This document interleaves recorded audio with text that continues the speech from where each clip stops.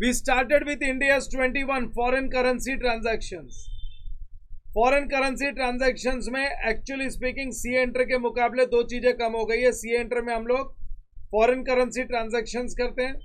सी enter में हम लोग करते हैं forward contracts. We do treatment of long term loan and foreign operations. But यहाँ पे फॉरवर्ड कॉन्ट्रैक्ट चला गया फाइनेंशियल इंस्ट्रूमेंट्स में और लॉन्ग टर्म लोन्स का ट्रीटमेंट ऑलमोस्ट खत्म हो गया. सो खाली दो ही चीजों से डील करेंगे, foreign currency transactions and foreign operations. Foreign currency transactions and foreign operations. लेकिन उसके पहले कुछ इंपॉर्टेंट डेफिनेशंस. उसके पहले अपने को करना है कुछ इंपॉर्टेंट डेफिनेशंस. इंपॉर्टेंट डेफिनेशंस में पहला इंपॉर्टेंट डेफिनेशन किया meaning of exchange rate. 1 unit of foreign currency, 1 unit of foreign currency कितना रुपया देके हम खरीद सकते हैं उसको बोलते हैं एक्सचेंज रेट.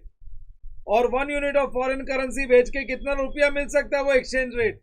क्योंकि अगर मेरे को पेमेंट करना है तो फॉरेन करेंसी खरीदने के लिए मेरे को रुपया देना पड़ेगा. लेकिन अगर मेरा कलेक्शन है तो फॉरेन करेंसी आएगी, उसको मेरे को कन्वर्ट करना पड़ेगा रुपये के लिए. So buying rate and selling rate दो अलग अलग रेट्स होती है, जिसमें बाइंग रेट ज्यादा होती है, सेलिंग रेट एक्सचेंज रेट थोड़ा सा कम होता है. और अपने को 4 अलग अलग स्टेजेस पे रेट चाहिए. बिगिनिंग ऑफ द ईयर की rate, end of the year की rate, spot rate and average rate.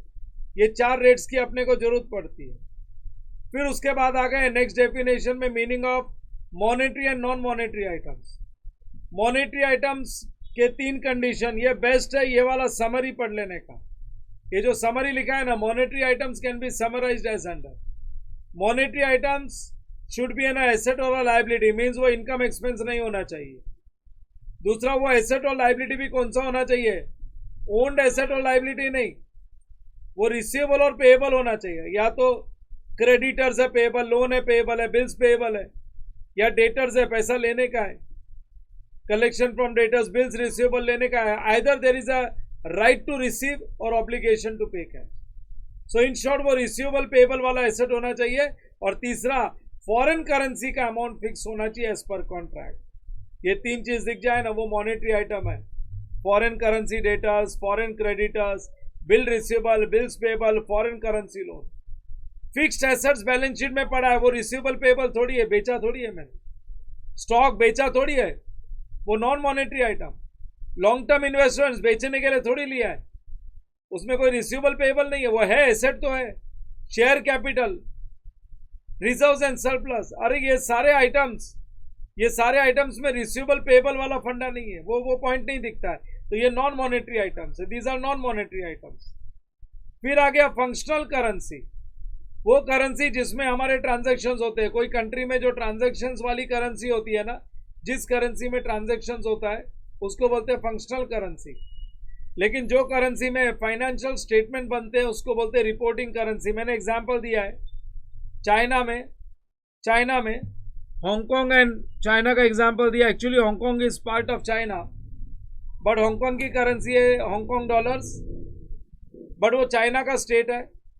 तो एंड ऑफ द ईयर में हम लोग जो वो बनाते हैं, एंड ऑफ द ईयर में जब हम लोग फाइनली क्या बोलते हैं ना, फाइनेंशियल स्टेटमेंट्स बनाते हैं ना, एंड ऑफ द ईयर में जो फाइनेंशियल स्टेटमेंट्स बनते हैं, एंड ऑफ द ईयर में फाइनेंशियल स्टेटमेंट्स जब बनेंगे तो फाइनेंशियल स्टेटमेंट्स अपने को बनाने पड़ेंगे RMB, that is Chinese currency. So उनके फंक्शनल करेंसी ट्रांजैक्शंस होते हैं हांगकांग डॉलर्स में, और रिपोर्ट्स फाइनेंशियल स्टेटमेंट्स बनते हैं चाइनीज करेंसी में. तो उनकी फंक्शनल करेंसी डॉलर्स हो गई और रिपोर्टिंग करेंसी चाइनीज करेंसी हो गई. इंडिया में तो ट्रांजैक्शन भी रुपये में और रिपोर्टिंग भी रुपये में. फॉरेन करेंसी का मतलब any currency other than Indian currency is known as foreign currency. फिर आगे हम लोग फॉरेन करेंसी ट्रांजैक्शंस में, जिसमें मैंने अकाउंटिंग फॉर मॉनेटरी ट्रांजैक्शंस करवा दिया और अब मैं नॉन मॉनेटरी ट्रांजैक्शंस पे आ गया हूं. अकाउंटिंग फॉर मॉनेटरी ट्रांजैक्शंस के मैंने 5 क्वेश्चंस करवाए. I have done 5 questions.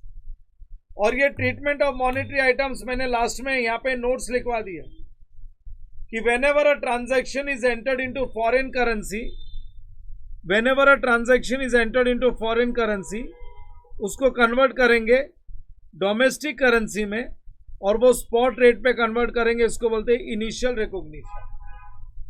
लेकिन अगर बैलेंस शीट डेट को सेटल नहीं हुआ वो ट्रांजैक्शन, और वो ट्रांजैक्शन में कोई मॉनेटरी आइटम है, पेएबल या रिसीवेबल है, तो उसका सब्सिक्वेंट रिकॉग्निशन होगा for true and fair value निकालने के लिए। उस दिन वो एसेट और लायबिलिटी की हमको प्रॉपर एक्चुअल वैल्यू चाहिए। So on the balance sheet date monetary items are given subsequent recognition at closing rate for true and fair presentation with corresponding effect to exchange gain or loss। जो भी difference आएगा वो gain और loss. और जिस दिन settlement होगा ना, उस दिन बुक्स में जो लाइबिलिटी की वैल्यू है उसको सेटलमेंट के दिन जो स्पॉट रेट चल रहा है वो स्पॉट रेट से कंपेयर करना, और जो भी डिफरेंस आएगा वो गेन और लॉस माना जाएगा। रिगार्डिंग नॉन मॉनेटरी आइटम्स, अरे नॉन मॉनेटरी आइटम्स का इनिशियल रिकॉग्निशन होगा स्पॉट रेट पे।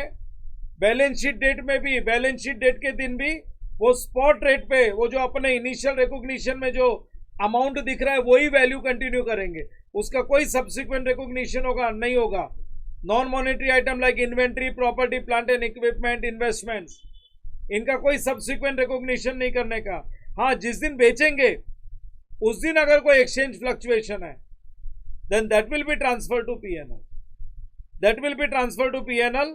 सो नॉन मॉनेटरी आइटम्स जो वैल्यू पे हमने रिकॉग्नाइज कर लिया, बैलेंस शीट डेट में भी वही वैल्यू चलेगी।